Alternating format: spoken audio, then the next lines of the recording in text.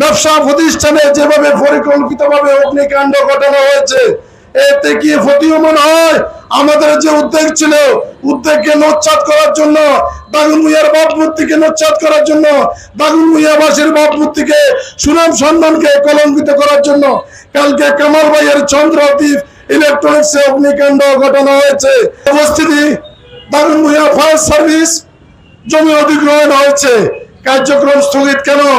আমি উপজেলা নির্বাহী অফিসার সহ দাগন ভূঁইয়া প্রশাসনিক কর্মকর্তাদের মধ্য দিয়ে দাগন ভূঁইয়ার সেনা অফিসার, সেনা দায়িত্বে যারা আছেন তাদের মাধ্যমে দাগন ভূঁইয়ার বাসীকে অগ্নিকাণ্ডের তাৎক্ষণিক ক্ষতি থেকে রক্ষা পাওয়ার জন্য, রেহাই পাওয়ার জন্য আপনাদের মাধ্যমে প্রশাসনের পক্ষ থেকে একটা প্রস্তাবনা সংশ্লিষ্ট দপ্তরে প্রেরণের জন্য আমি দাগন ভূঁইয়ার শান্তিকামী জনতার পক্ষ থেকে আবেদন করছি।